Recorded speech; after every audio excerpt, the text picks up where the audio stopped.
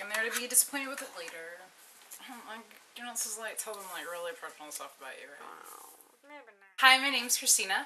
I am a youth services librarian, and I like all the things, and I have a need to tell all the people about all the things that I like, and I thought a good way to do that would be to have a YouTube channel where I talk about all the books that I read.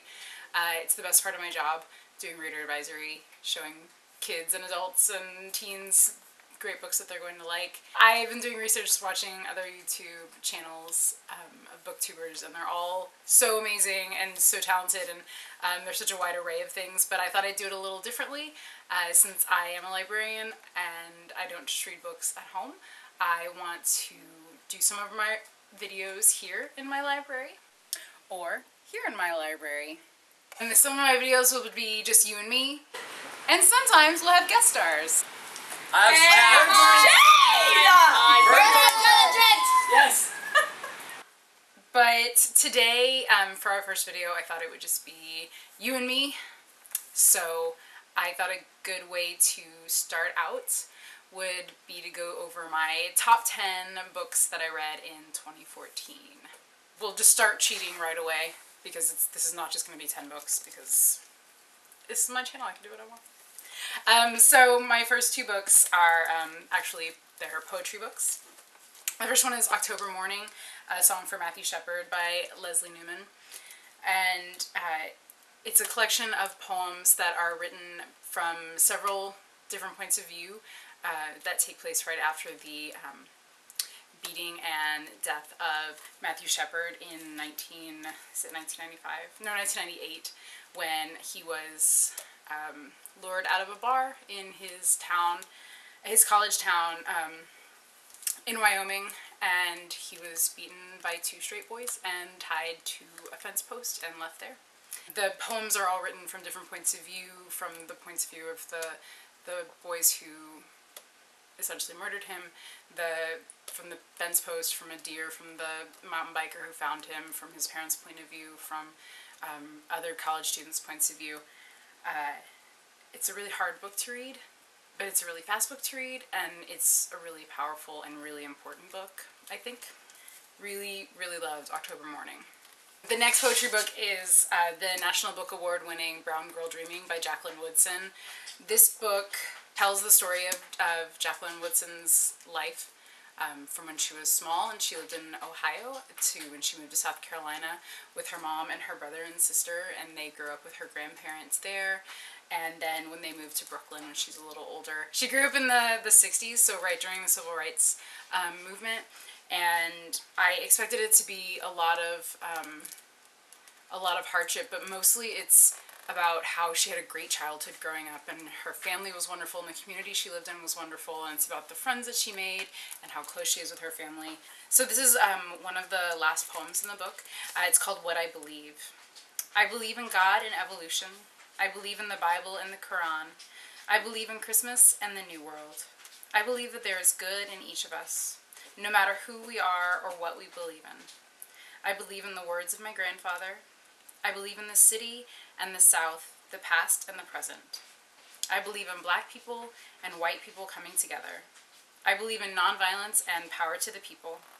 I believe in my little brother's pale skin and my own dark brown. I believe in my sister's brilliance and the two easy books I love to read. I believe in my mother on a bus and black people refusing to ride. I believe in good friends and good food. I believe in Johnny Pumps and Jump Ropes, Malcolm and Martin, Buckeyes and Birmingham, writing and listening, bad words and good words. I believe in Brooklyn. I believe in one day and someday, and this perfect moment called now. Yeah, there's definitely a reason this won the National Book Award. Okay, so my next book takes place in a library, so I thought it'd be fitting to be in the library for this. Escape from Mr. Lemoncello's Library by Grabenstein. I'm sorry if I'm saying it wrong. It's about a town that hasn't had a library for 11 years, and a really successful game maker, Mr. Lemoncello, who got his start in this very town's library, decides that he wants to donate the funds and his ingenuity to making a very special library for his town. So the night before it opens officially, they have a big gala event across the street, and 11-year-olds who have won an essay contest are chosen to spend the night in the library. I throw a lot of lock-ins at the library, so I was like, yes, this is amazing. And then they have a great time. They play video games, they run around, they read books, they eat snacks, all that good stuff. But in the morning, the doors are still locked, and they find out that they are issued a new challenge. They have to find a way out of the library using clues that are hidden around the library, and the winner, the first person to get out of the library, wins fame and fortune and becomes the new spokesperson for Mr. Lemoncello's games. There are tons, if you like this, and I love this, lots and lots of mentions of books and references to books and puns about books, and Mr. Lemoncello is this funny little Italian man. He has his accent and he's hilarious. So that's Escape from Mr. Lemoncello's library. Under the wide and starry sky, dig the grave and let me lie. Glad did I live and gladly die, and I laid me down with the will. That's the first half of the poem Elegy by Robert Louis Stevenson, and Under the Wide and Starry Sky is a book about Robert Louis Stevenson by Nancy Horan. I've loved Robert Louis Stevenson since I was little. My mom was a big fan of his children's poetry book, A Child's Garden of Verses. She even had me memorize his poem, My Shadow, so maybe one day if you're good, I'll recite it for you. When I found out this was about Robert Louis Stevenson and his wife Fanny, I knew that I had to read it, and I was definitely not disappointed. Robert Louis Stevenson and Fanny met when she was still married but separated from her husband. And they fell in love right away, and they had a long relationship together once she got divorced. They didn't have an easy life together. She was unhappily married when they met. He had been sick and continued to be sick for most of his life, and they moved around to try to find better places for his health. She was also a writer as well as he was, so they both were struggling with their craft, and it's not easy to be in a marriage when both of you are artists, because usually you have to have somebody like supporting the artist, especially in these times when he wasn't making a bunch of money. But they loved each other deeply, and this book does a really great job of talking about their life together and the struggles that they went through. One aside about this book, I walked into work, I was listening to the audiobook of it, which I recommend, and I walked into work as I was finishing it, and I was still sniffling and red nose and crying, and my coworker Karen was like, "What's wrong?" And I said, "Robert Louis Stevenson died 200 years ago." So it will make you cry. But yeah, Under the Wide and Starry Sky by Nancy Horan. Next, when you're in high school and you're reading Shakespeare, or if you read Shakespeare for fun, were you ever thinking, you know what, this could be a lot more like a choose-your-own-adventure novel? No? That was just me? Well, if it wasn't you, or if it was you, Ryan North has helped you out. This is To Be or Not to Be, a choose-your-own-path adventure by you, William Shakespeare, and Ryan North. This book is hilarious. It's really great to read aloud. You can see the library's copy has been folded by people who, if you've read choose-your-own-adventure novels, you know, you choose a decision, and then you're like, oh god, what if I messed it up? I'm going to mark where I was so I can go back.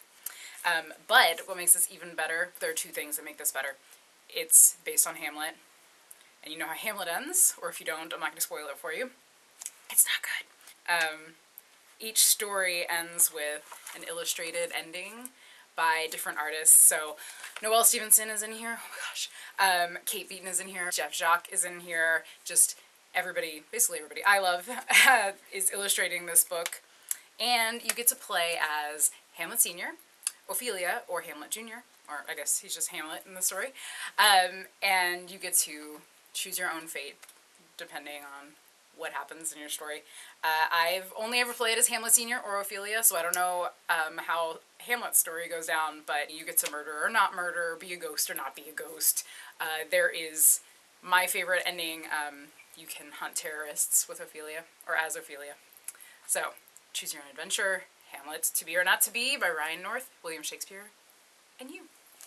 Okay, so we were editing together the video and we realized that it was running a little bit long, because apparently I talk a lot. Spoiler. So we decided we'd cut this episode into two, so you get twice the videos for half the price. This is free. You're not paying anything for this. So yeah, so this is the end of the first video, and I'll see you in the next one.